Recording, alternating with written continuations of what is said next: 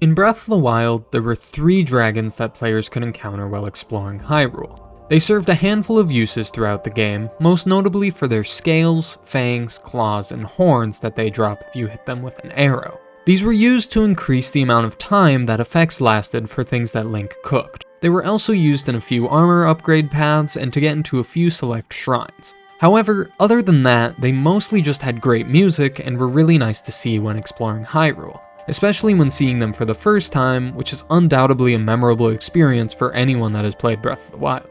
However, they are not simply just dragons though, and in fact each represent one of the 3 main goddesses, with Farosh being the embodiment of Faeror, the green spirit representing courage and the wind, Dinral being the embodiment of Din, the red spirit representing power and fire, and lastly Naedra embodying Nehru, the blue spirit representing wisdom and water. So the awe-inspiring music is fitting because they really are the closest that Breath of the Wild has to the representation of these 3 goddesses. One thing about them that not everyone may have known though is how they entered and exited the world in Breath of the Wild. The dragons all appear from and leave through these large portals that they seem to create within the clouds of Hyrule. But where exactly do they go?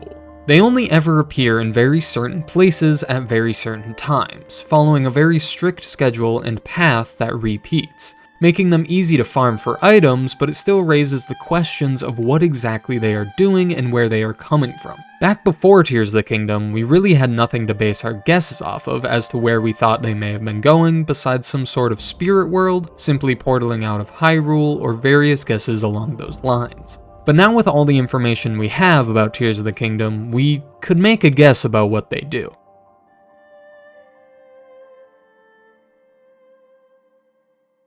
They probably have some sort of connection to the Sky Islands that are now present above Hyrule, as we can see a dragon here in one of these promotional images that seems to resemble Naedra flying around this set of Sky Islands that we have seen many times. So who's to say that the Zonai architecture and islands that now litter the skies of Hyrule were not once where the dragons went back in the time of Breath of the Wild? Well, we do know that some of the islands likely rose up from the ground of Hyrule, similar to Hyrule Castle, which will likely leave some holes or caves for Link to explore now. It is also completely possible that many of the islands in fact lowered themselves closer to Hyrule.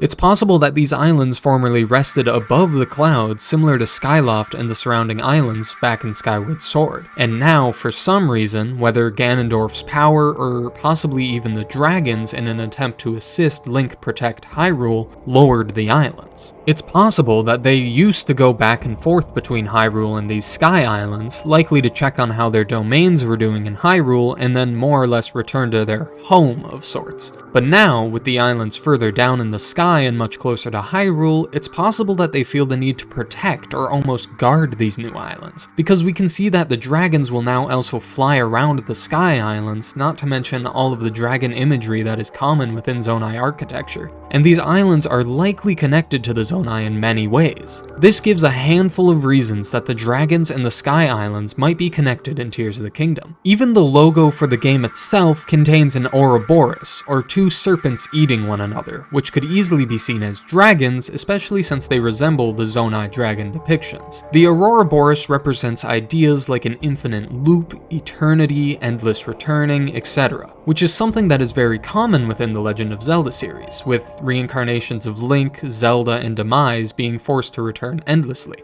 Not to mention the fact that we are returning to the same Hyrule as before, which is yet another return. At the end of the day, it's hard to know for sure if the dragons will play an important role in Tears of the Kingdom, or if they will still just be used for material collection and environmental storytelling, which Breath of the Wild was absolutely great at, and Tears of the Kingdom will likely also be. Nonetheless, we know they will be exploring the skies above Hyrule with us as we set on our adventures on May 12th.